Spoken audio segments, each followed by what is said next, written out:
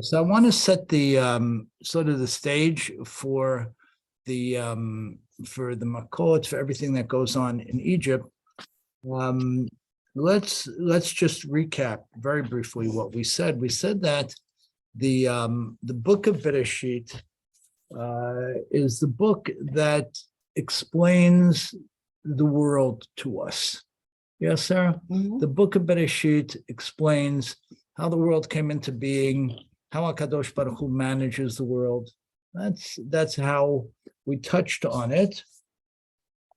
The book of Shemot, we said, the book of Exodus, is the book that describes the journey of the Jewish people through time, the good and otherwise, journey of the Jewish people through time. What would happen in the Galuyot, in those periods of Exodus, and what would happen in the periods of redemption. So the book of Shemot we're holding is not a history book. It's not a once was. It's not let me tell you how it went. It's let me tell you how it's going. Let me tell you how it's going. So if we study it that way, everything becomes different. The what happened is not what happened in terms of the difficulties that the Jewish people had for 210 years in Egypt, for example. The what happened is what's happening. What happens when the Jewish people are in exile? So there's no what happened anymore. There's what's happening. That's the change that comes about with this perspective. And in fact, there really isn't any other perspective because the Torah is not, hi, how are you? Right. How are you? The Torah is not a history book, right? It's not a book about the past. So we said that we're looking at Shemot, at Exodus, as what will be in the diaspora and what will be when the diaspora is over or ending. Now that becomes interesting because Hi. how are you? There were periods of mini diasporas, like the Exodus to Babylon, right? So when we look at things this way, we frame it very differently, and that's how we're going to do it. Okay. So again, Bereshit is the book of how Kadosh Baruch Hu built the world and how a person world, and Shemot is the book of the Jewish people and how we will experience the world. We'll talk about Vayikra when we get there. Okay, good. So also like what you said on your video, how Bereshit is overt happenings that God did. Right. And maybe beautiful. So we're going to talk about that. We're going to talk about that now. So let's open to Bereshit to see. Let's open to the 15th perek of Bereshit, and I'll give you the page, the 15th chapter. Let's see if it works with the books this time. Let's see. And the 12th pasuk, 15:12.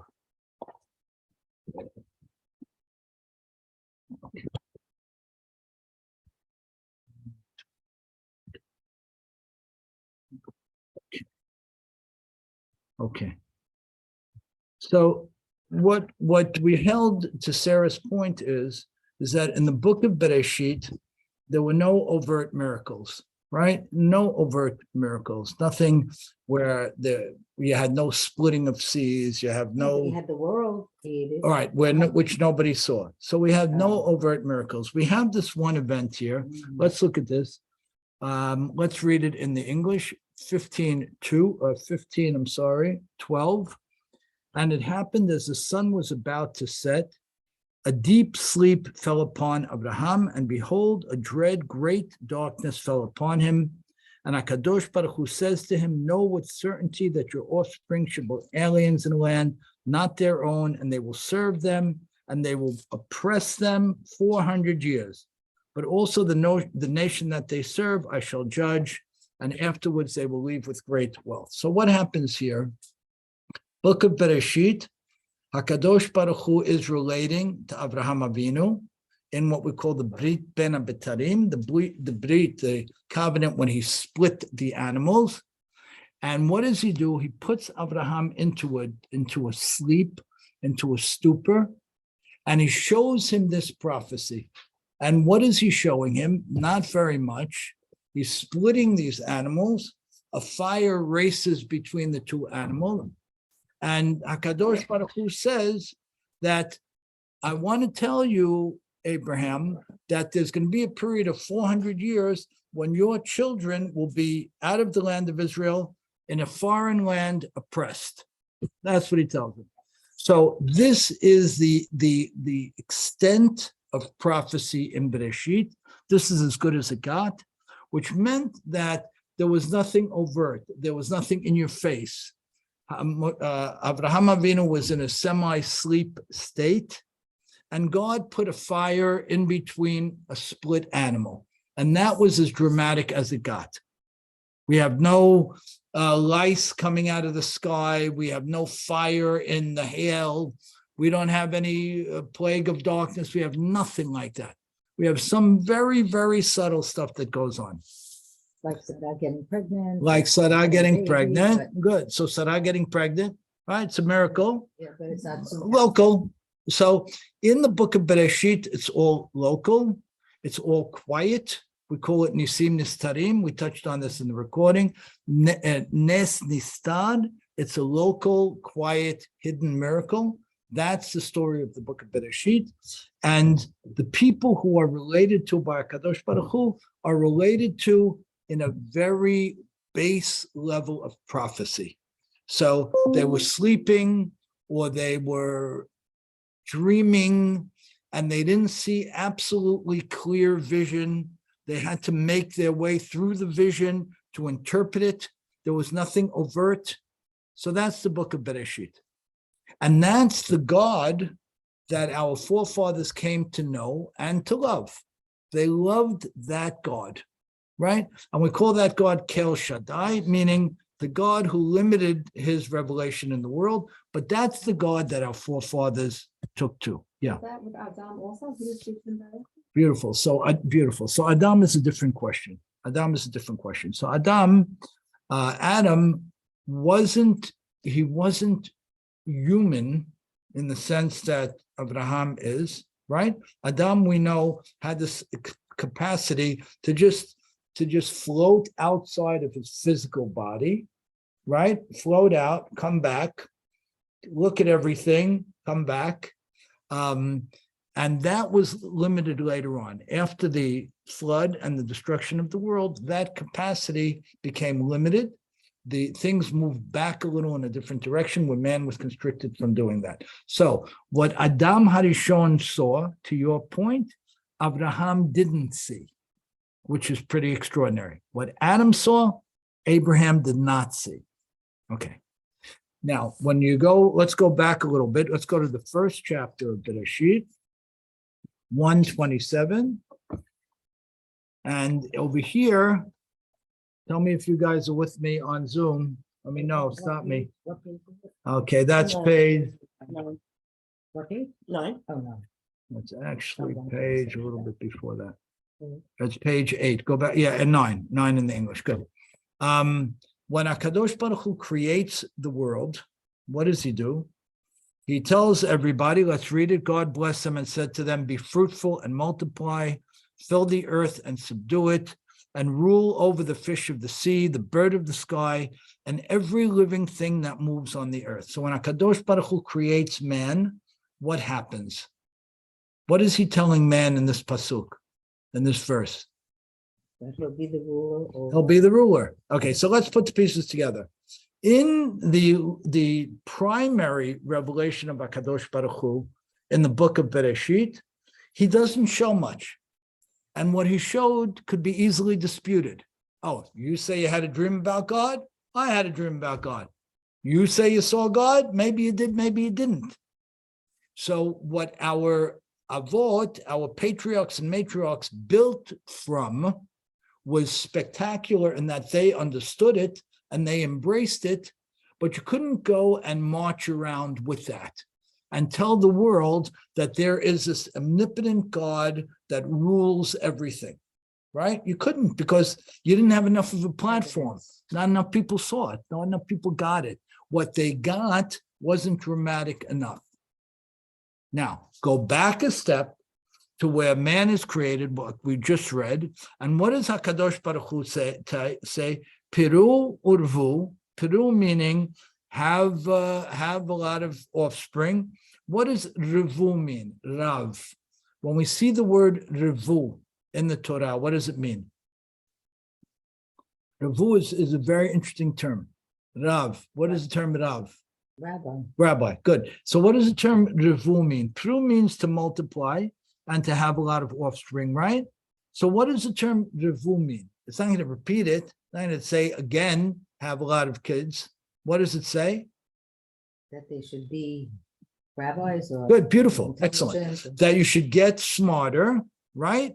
Multiply in the land, learn the ways of the land, right?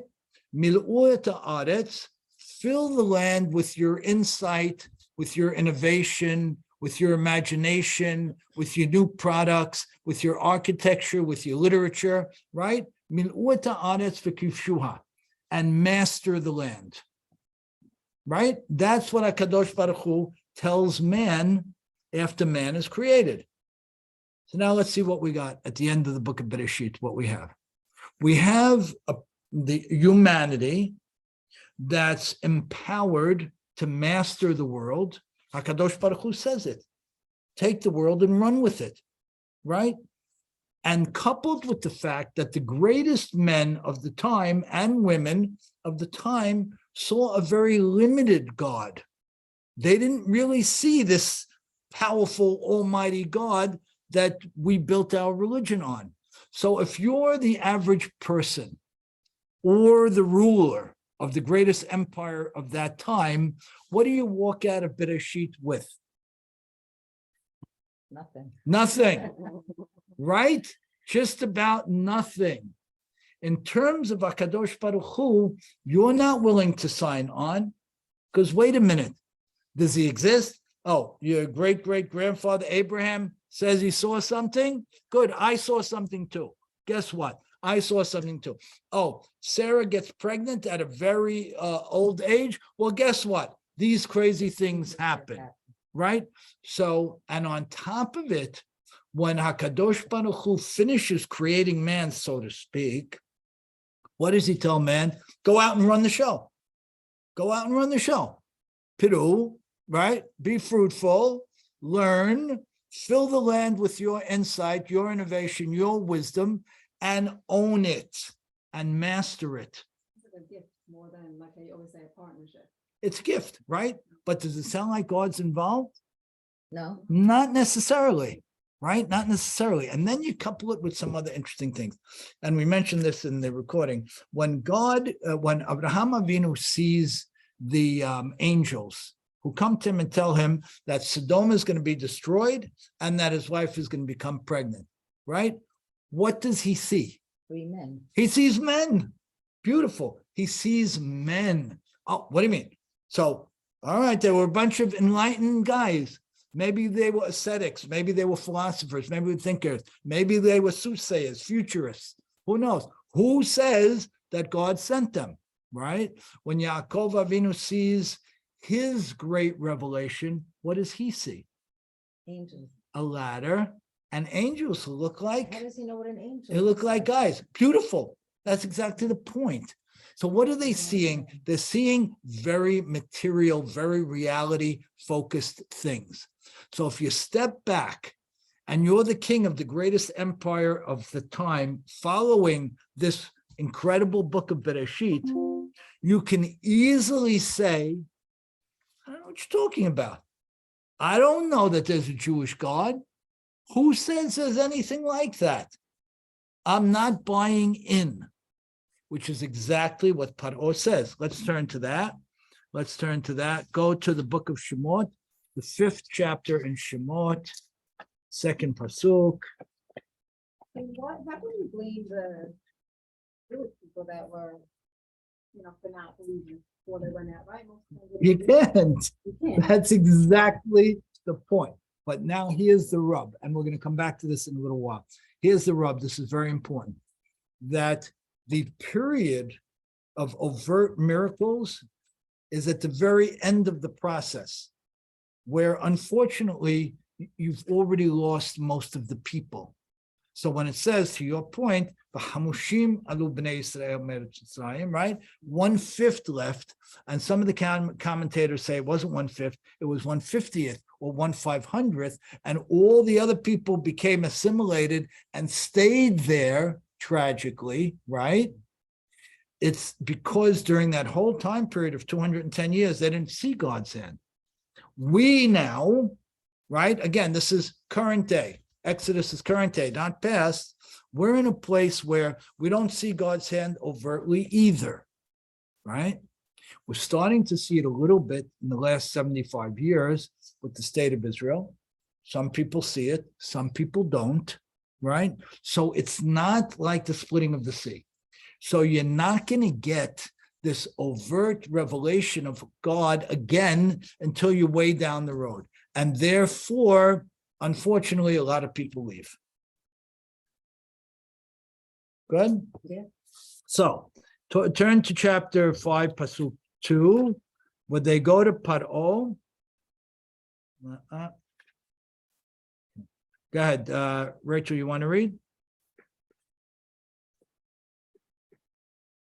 Yeah, read Pasuk 2, page 312. Yeah. There's only one here. Page 312, verse 313, verse 2. Pharaoh replied. Oh, you don't want to read? Oh, okay. Okay. All right, sorry. Pharaoh replies, "Who is Hashem that I should heed his voice to send out Yisrael? I don't know Hashem, nor will I send him out." 1 second. Paro comes and he says, "I don't buy this God thing. I don't buy it." Who says that there's any such thing as a God? Remember, what are we talking about? If you're talking about creation, I got the creation thing. I'm Pharaoh. I'm a God myself, he says. And guess what? I'm building the world. There ain't nobody up there. And you want to tell me Grandpa Abraham, Grandpa Isaac saw somebody? Guess what? I don't buy it. I don't blame him. Right. Beautiful. So when Paro comes and says, "I don't buy this Jewish God thing," you got to say, okay, I get it. I hear it. He's not stupid, right? He's dealing with the reality that he knew for the hundreds of years that preceded. Beautiful. Now, good. So what is HaKadosh Baruch Hu's plan? To get him shaken up and to shake up the people. By the way, important to know that whatever Pharaoh expressed in terms of his not buying into the Jewish God thing, who else felt that way? Who else felt that way was the rest of the Egyptians, right? And most of the Jews, right? Moshe Rabbeinu says, how am I going to prove this to the Jews? They're not buying this thing either. Okay? So they Now, didn't have that in them they didn't have it in them. then at all. They had it in them to some level. They had it in them. But the at all or not is the question. That's the question. How much did they have it in them? Now, we believe that every Jew has it in him, right? We believe that. But at the same time, we see 80% intermarriage in America. So how many have it in them? Everybody does. But then what?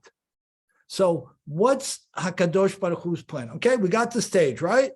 God creates the world, tells man, take it and run with it. It's your place. Beauty. The greatest Jewish men of all time have an intimate relationship with God, but it's very private. It's very familial. It's very limited. So guess what? Can we go and run up to the ramparts with it? The answer is no. So when they approach Paro says, I don't know what you're talking about. I don't buy it. You know what? Moshe, have a nice day. I'm not in. So what's HaKadosh Baruch Hu's plan? What does he say? What does he do? Well, now he's going to make overt miracles. He's going to make overt miracles. Beautiful. How does he start? With what miracles?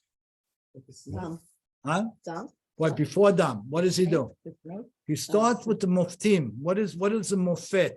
What does he do? So he turns the white rod into a. Beauty. So The let's go soda. back. Let's see what he does. Okay, you guys with me on Zoom? What does God do to dispel Pharaoh's perspective? The first thing he does is what?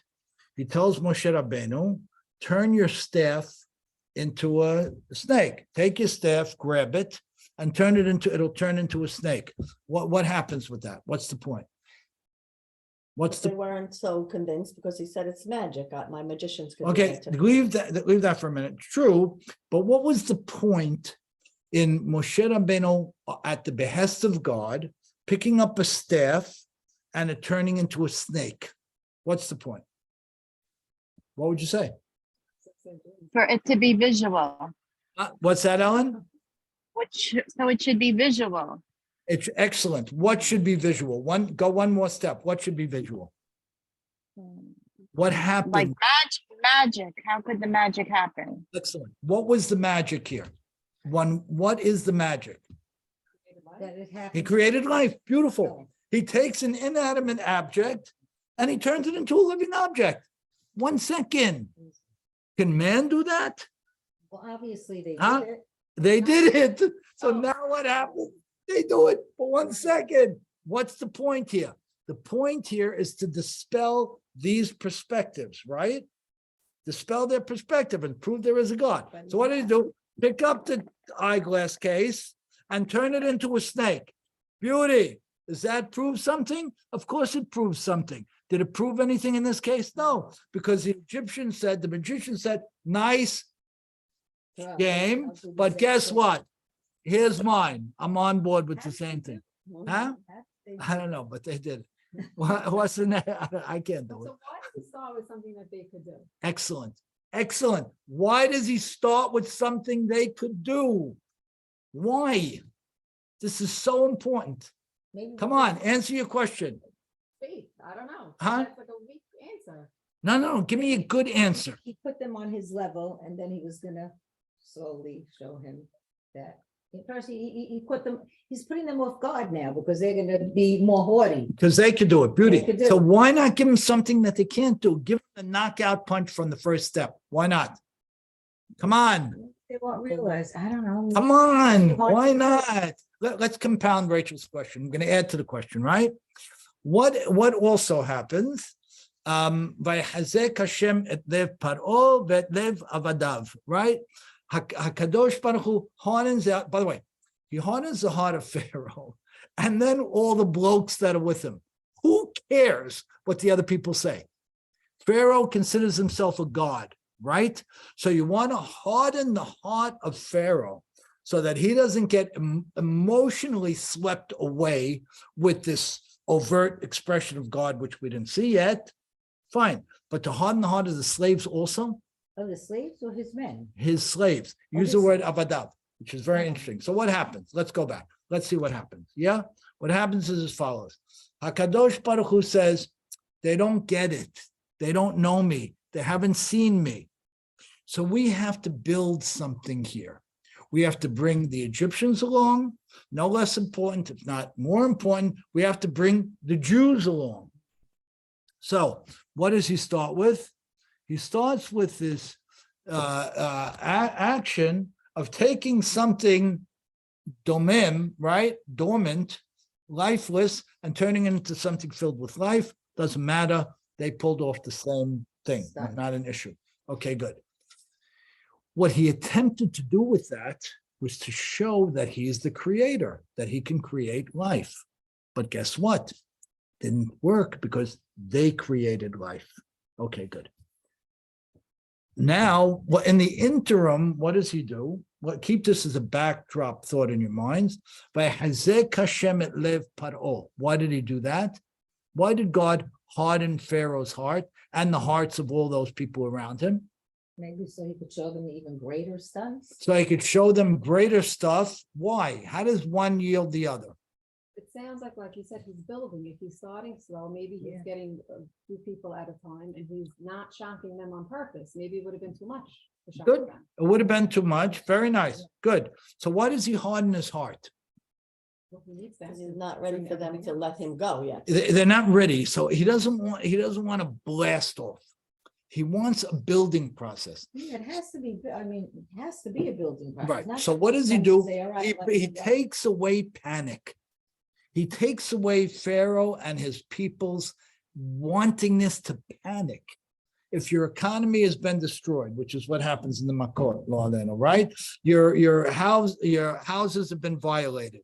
Your agriculture is gone. Your God has been taken down, right? The Egyptian God is taken down. Any normal person is going to panic. So what does Hashem do? He removes the emotional possibility here so that people can logically reason through what's happening. So there's no panic. And every time they're getting near a panic point, by Hazek Hashem et lev Paro, God makes Pharaoh's heart hard again, so that they can objectively look at what's going on, which is an amazing thing. So in fact, he's not really punishing them by doing that. They're He's enabling their reasoning- understanding. They're reasoning with it. Yeah, They're reasoning. they're reasoning with it. Good. It's They're not shocked intelligent. As if it's such a big miracle. Beautiful. Now, what is the second thing that Moshe Rabbeinu does in front of Paro the first time around? He puts his hand inside his jacket and he takes it out, and it's sara'at, right? Right. It's leopard. Why did he do that? Ellen, why did he do that? What was the point of that? What do you Didn't say? catch that. What? I didn't catch that. Sorry. Okay. On the second wondrous thing that God does to begin to build a new perspective of awareness of him, he tells Moshe Rabbeinu, put your hand inside your jacket, take it out, and there's leprosy on him. Why would he do that? What's he trying to do? Knowing how it can affect him personally. Okay, but go further. Go further. Good. Go more. Why? What would he gain by doing that? So if they bought the first thing, The first one was giving life and this is bringing destruction.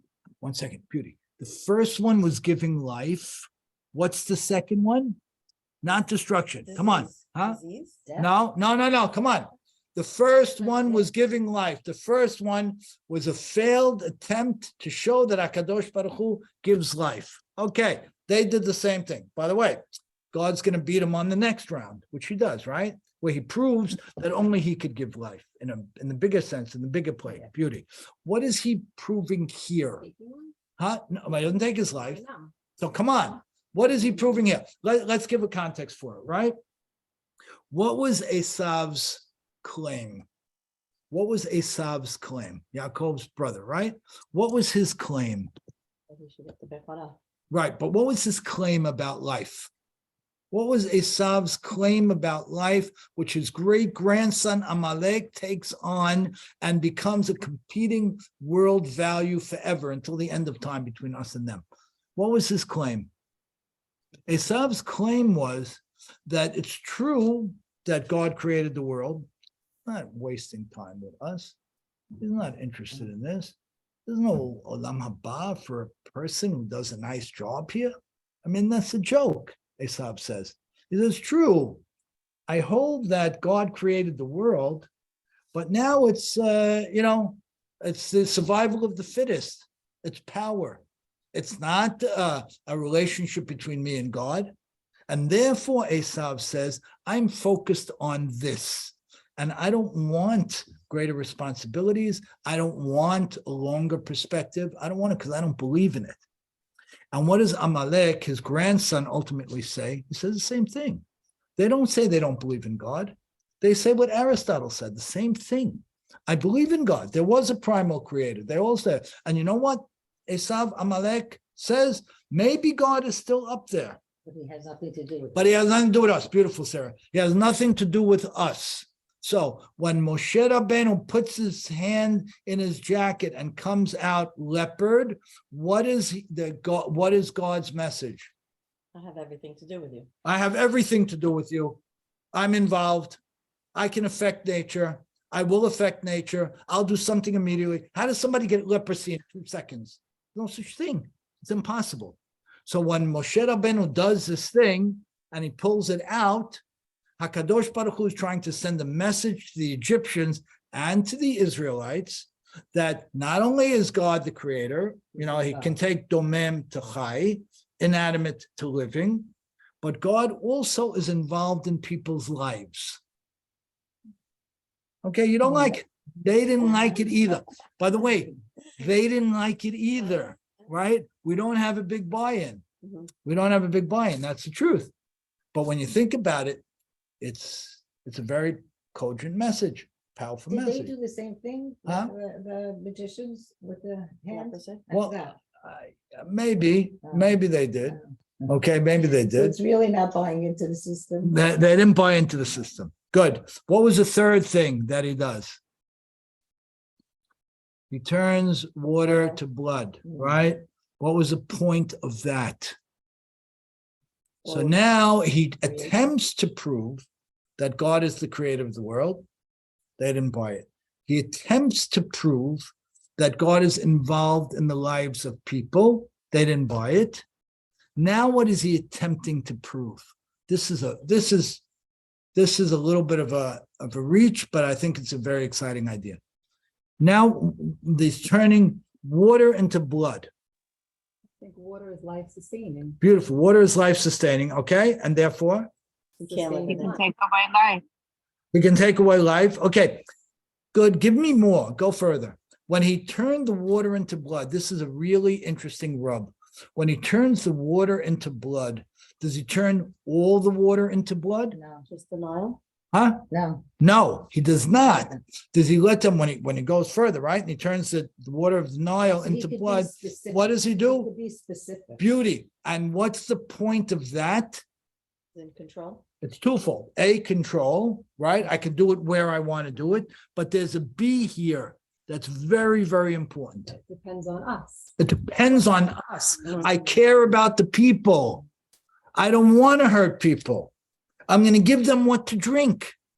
So when HaKadosh Baruch Hu enables the water to be changed into blood, he's showing that I can do whatever I want to do, right? Going back to point number 1, right? But he's adding something else here. He's showing that he's a benevolent God, that he's a forgiving God, and that he cares about the people because he didn't want them to die because of no water. He does this thing, and he at the same time enables them, allows them to find other water sources. So what he's doing here is he's not only proving that he can do it, that he will do it, right? That he's engaged in the world, points 1 and 2, but he's also demonstrating That he cares. that he cares. So that's the thing. Okay, so far? Mhm. So now, if you walk out of this first round, let's say you're the court of Pharaoh, right? You come out of this first round. Now, remember, we have free labor for 210 years, free labor, right? Great. We do what we want to them, right? They did what they wanted, unfortunately. And now, so if you're in the court of Paro, what are you telling him at this point? Ignore it. Ignore it. This is a joke. They're saying this Moshe, this Aaron, these are jokers. And you know what? They say we're a little bit aggravated by these jokers because they're from the tribe of the Levites, who are the priestly tribe, and the priestly tribe doesn't have to work. The priestly tribe was never enslaved in Egypt. Really? They were never enslaved. The Levi'im were not enslaved. And this has huge ramifications later on. There's a beautiful question when Kadosh Baruch Hu tells the Jewish people, go back and find favor in the eyes of the Egyptians, and I'm going to paraphrase, clean them out. Take everything they got. So there's a halachic basis for it, which is that when a slave leaves, the slave should be compensated for the work he did. Even though the slave wasn't paid during the time of his tenure, when the slave leaves, he should get gifts and money that are equal to what he should have gotten while he was working, right? So what is HaKadosh Baruch Hu tell Moshe Rabbeinu? Tell the Jewish people that the Egyptians they will find favor in the eyes of the Egyptians. Go there and clean them out. Jewels, the gold, the silver, that, whatever you take from them is what you deserve because we worked for 210 years for free. So now the question was, what about the Leviim? Did they take anything? How do we know? Huh? How were they not enslaved?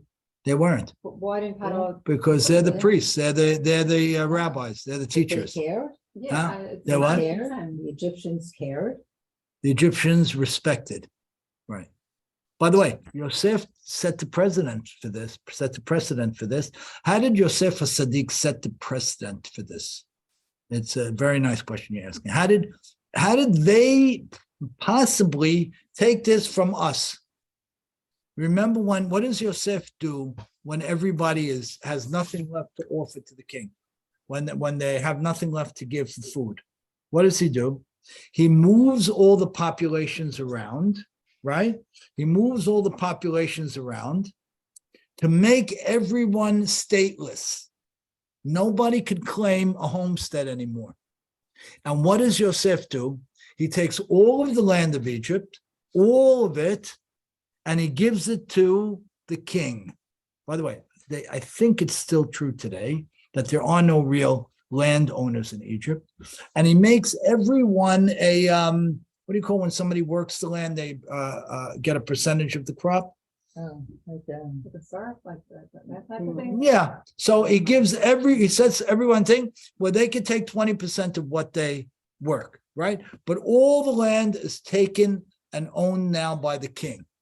That's what Yosef does, right? Except for whose land? The priests. The Egyptian priests held on to their land. So we have a precedent in ancient times that the priest class, in this case, the Leviim, the Kohanim come from them, as we know, are unaffected by these things. So what does that do? That gets Paro even more aggravated because he says, here come these people who have nothing to do all day, who aren't enslaved based on ancient tradition, and they're going ahead and they're creating problems for their slave countrymen. And by the way, the Jewish people aren't too happy about it either in the beginning. Okay? So where are we at right now? We come out of the book of Bereshit. God creates the world and tells humanity, take it and run with it, i.e., he leaves the opportunity for us to think that he checked out. He says, go ahead and run and build the world, right? And as we talked about with Rochelle's question last week, the world goes ahead and takes charge, right? As we saw with the land, when it's creating the plant kingdom, it doesn't listen word to word by what God demanded. It does what he wants. Good. Next, when God appears to Abraham and his children, he appears in a very subtle way that's greatly subject to interpretation. If you're part of the crowd, you're going to say it was great revelation. If you're not, you could easily say it wasn't. Next, move over. Now what does God have to do? He's got to come back out. And in order for him to come back out, he does a couple of spectacular things.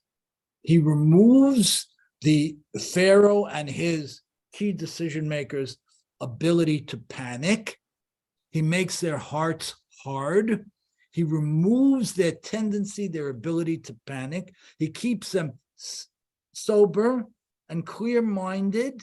It's amazing. And he keeps doing it. Whenever they reach a point of panic, he stops them because he wants this to be a rational, intellectual acceptance of God. He doesn't want it to be an emotional, oh my God, this is crazy. I gotta go here. He sets the precedent forever. Because again, like we said, the book of Exodus is the forever book. So when Hakadosh Baruch Hu, when Hakadosh Baruch Hu sets the thing, I don't want you to buy into this thing based on being emotionally overwhelmed. I want you to buy in intellectually with your mind, not your heart. That's what he's doing here. His first couple of signals, he's signaling, listen, I'm the real God, guys. I'm the real God. I can turn something inanimate into something live. I can be involved in a person's life by bringing the sara'at on their hand, leprosy on their hand, taking it away. And by the way, I can compassionately interfere with the laws of nature, where I can turn this water into something undrinkable and leave that water alone. Now, don't you get it, everybody? And what did they say? Absolutely not. And why did they say absolutely not? Because he wasn't in their face enough on purpose. On purpose. Why? Why doesn't he come out, slam dunk, one shot, kill it? Why not? Why wouldn't he do that? It's hard for the mind to Process it. Beautiful. process it. Exactly, Sarah. It's hard for the mind to process it. And HaKadosh Baruch Hu wants us to love him intellectually, not emotionally. He doesn't want us to love him from fear. He doesn't want us to love him from a blind, thoughtless perspective. He wants us to love him through our minds. That's why when we open the book, that's what he wants us to fall in love through the book, through the words of the book, through our minds, and then follow with your heart. Good luck. The heart thing is not Torah. It became Torah in a lot of places, but it's not. The brain thing is. So what does he do? He keeps removing the heart possibility, right? He limits the makot that inflicted the Israelites in order to keep them sober. And then he does one other great one. What else does he do? There's something else that he does that really doesn't make sense. People on the screen, what else does Moshe Rabbeinu, through God's instruction, tell Paro? What does he tell them? What do they want to do? What do they want to do? What does he say? What are they going to do? This is during the 10 Makot, like. He tells them, what do the Israelites want to do? They want to leave the country? They want to become free? That's not what he says. What does he say? Oh, they want to go worship? Beauty. What does he say? Want to go worship their God. Excellent. He says, HaKadosh Baruch Hu beautiful. HaKadosh Baruch Hu tells Moshe to tell Pharaoh and company, what do we want to do? We want to go worship God for 3 days and then come back.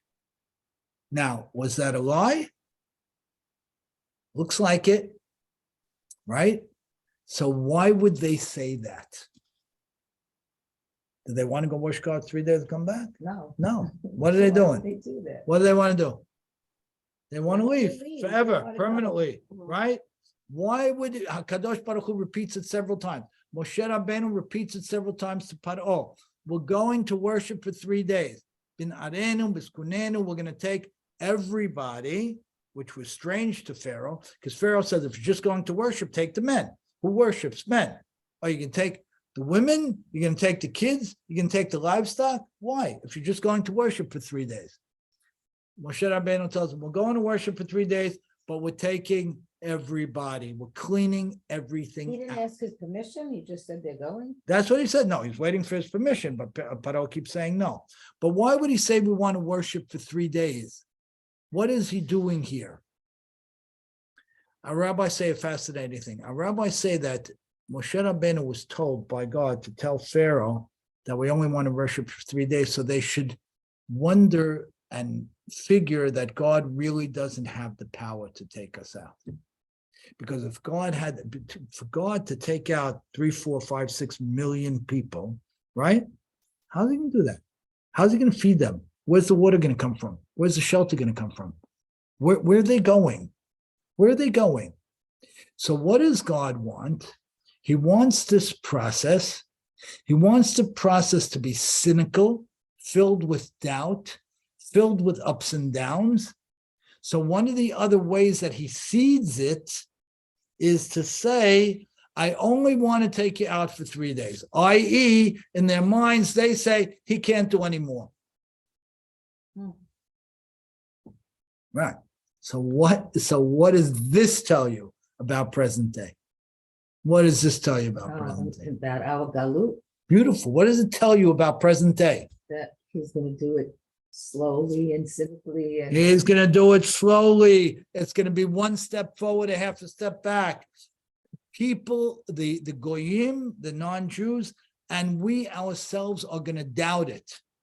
We're going to have questions. Oh. We're going to see fits and starts. We're going to see progress, and we're going to see the opposite. And that's exactly the point, because what has to happen is a human being, individually and collectively, has to get to a point where he or she intellectually buys in. And the shock and awe system, right? The shock and awe system doesn't allow that. Mhm. What allows that is step forward, a half a step back, step forward, a half step back. So that's why HaKadosh Baruch Hu tells Moshe Rabbeinu to tell them, listen, let them think that I'm limited in my power and I can only support you for 3 days. Don't spill the whole thing. Let them think that. So everybody has to come along. Okay, so far? Good. Okay, so now let's go a few more minutes and let's pull it together with the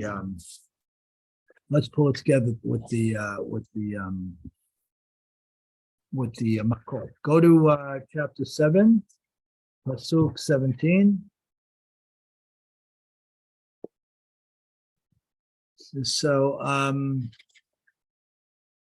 you know what? Before you look at that, let's touch on something quickly. The rabbis break up the world. We're going to go another 6-7 minutes. Our rabbis break up the world to 3 areas. They call it Olam HaShafel, meaning the world that we basically operate in, just the basic mundane world. Olam HaGalgalim, which is the world of the physical heavens. They have Olam HaShafel, the basic world. Shafel meaning just the basic, and Olam HaGalgalim, Galgalim, the stars, beautiful, right? That's the next step up. And then the next step up is Olam HaMelachim, the world of the gods. So the way that ancient times, and now to some extent, that people sort of frame the world is that way. There's the mundane stuff that happens right down here. There's the greater than mundane, but not godlike stuff that happens in the heavens, right? Where the stars and the moons and the galaxies and all those things happen, which are still physical, but they physically operate in a much greater plane. Mm-hmm. And then there's the world, so to speak, where the gods are, where God is, and the angels are. Olam HaMelachim. So what does God do? And we'll just go through this briefly. What does God do? He designs the Makot to punch through whatever paradigms existed vis-a-vis the operations of each of those 3 worlds. He breaks the perspectives on each of the 3 worlds, and by doing so, ultimately brings the Jewish people and most of the Egyptian people around to understand his power and his existence. So let's talk about it quickly. Olam HaShafel, the base world.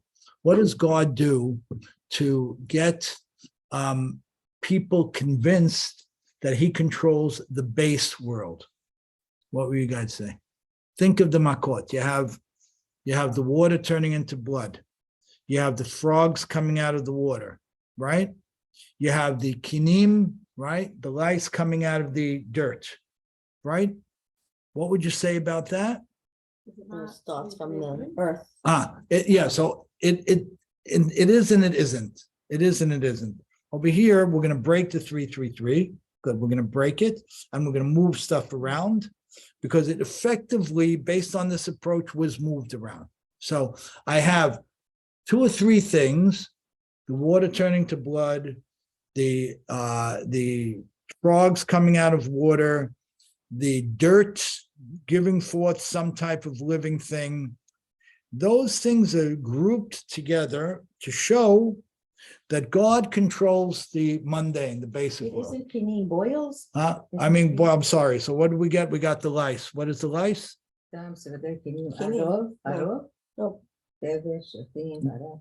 Deve. Shechin is boils. Huh? No, Shechin is. the Shechin is boils, right? Shechin is- Kinim is lice and Shechin Yes. is boils, right? Really? Yes, Shechin is boils. Thank you. Oh. So one step is God has to blow up whatever perspectives exist on the lower world, and he brings these miraculous events vis-a-vis the lower world. Fine. We step up one to the world of the Galgalim, the world of the moon and the stars and wind and currents and gravity and all that kind of stuff. And he brings the Barad, right? He brings the hail with the fire in it, which can't make any sense, right? What else did he bring in that world? He brings the Arbe, the grasshoppers that are flying through the air and come and destroy everything. So in that respect, our rabbis say, now God comes out overtly and says, I control the lower world, I control the intermediate world. And then what does he do to demonstrate that he controls the higher Oh, world? the, He does Makat Bechorot. Why is that? also darkness. The darkness also, very good. So why do those demonstrate that? The darkness is a great question, because some people put the darkness in the second one, the world of the spheres okay. of light and dark, and some people put it in this category.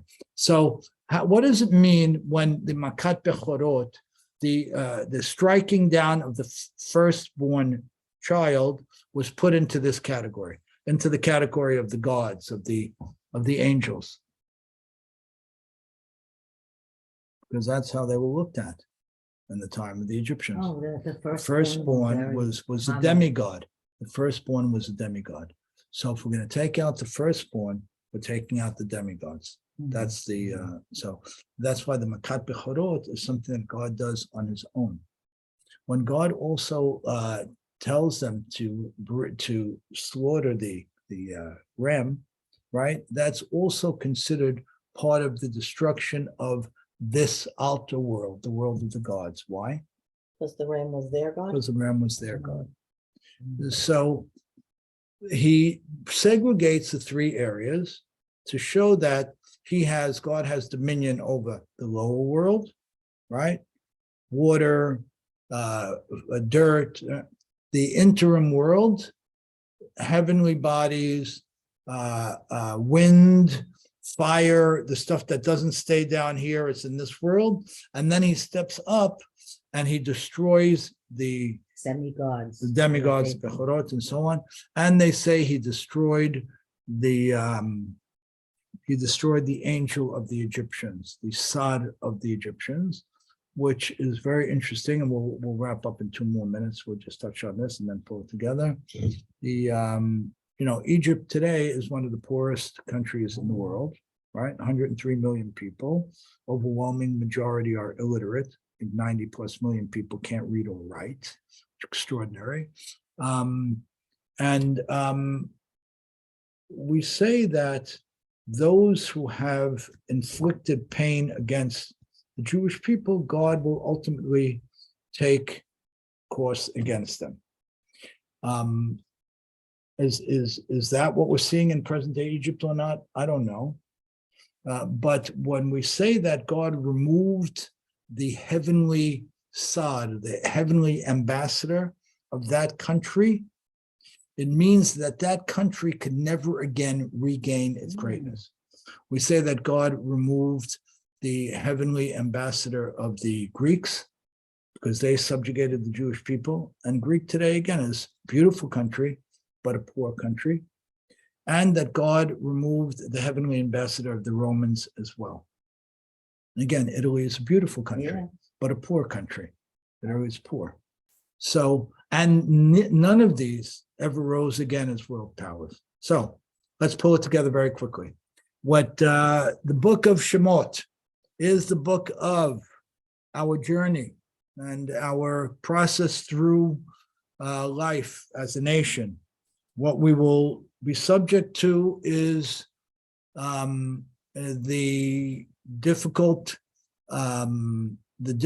oppression of nations over time, and we've been subject to that for the last 2,000 years, certainly. It'll manifest in different ways as it has. Netzach Yisrael lo yishaker. Over time, the presence of God will be shown more overtly, more in your face. I believe that's what's happening now. That's what we're seeing now. There will always be the cynics. Part of the cynicism is what God builds into the process, because he doesn't want a shock and awe. He wants people to build each one individually. And that's why when you jump ahead, and we'll talk about it when we get there, God willing, at Ma'amad Har Sinai, when God gives us the Torah, the Midrash says that he speaks to each person on his or her own level in the way that they can maximize their understanding. In order to put this out there, that God wants an individual to build a relationship with him. And that individual relationship is built intellectually. And the intellect leads to charge. And that's why God removes the emotion as much as possible here. But at the same time, he shows his dominion, and he also shows that he's involved, that he'll accept teshuvah and so on. And as we know, what does Paro become? And we'll close with this. What does he become? And he's believing in Hashem. Right. Well, how do we know that? 10 Commandments. He stands at the end. Oh, the end of the story. We believe that he becomes the king of Nineveh, and when the people are called out over there to make teshuvah, that he stands up and he says, "I saw it. I'm on it. Let's fix it." So this is the overview of what Shemot prepares for us, and God willing, we'll continue down the road as we go. But it sounds like the Geulah happens from Bereshit, from when you're born. Like it's just, I don't know, it's like life on earth is just a preparation. It's just a preparation, but it's really where all the hard work is done. So life on earth is where all the hard work is done. And again, we have to work with our minds. We have to with our hearts, but we have to work with our minds. We have to open text. We have to learn text. We can't be afraid of it, and break our heads over it. And that's what it's about, because when you see it all, at the end of the day, right? The Jewish people were not convinced, right? With all the incredible miracles that God brings on, with the 10 Makot, with the great miracles in the desert and so on, we failed several times in the desert, right? To a point where Kadosh Baruch Hu turns to Moshe and he tells him, "I'm going to wipe everybody out, Hashem Shalom, and build a new nation from you." And Moshe tells him, "No way, we're too far along for that." But the point being that we need to build with our minds. We need to work, take the text and break our heads over it. And that's how you triumph. So the shock and awe stuff is going to be there more and more as the Geulah opens up again in our lifetime, God willing. But for us to build our relationship with God and with ourselves, it's about owning the text. So good. No better. Thank you, everybody. Thank you. Nice. Great. Thank you. Thank you, Ricky. If they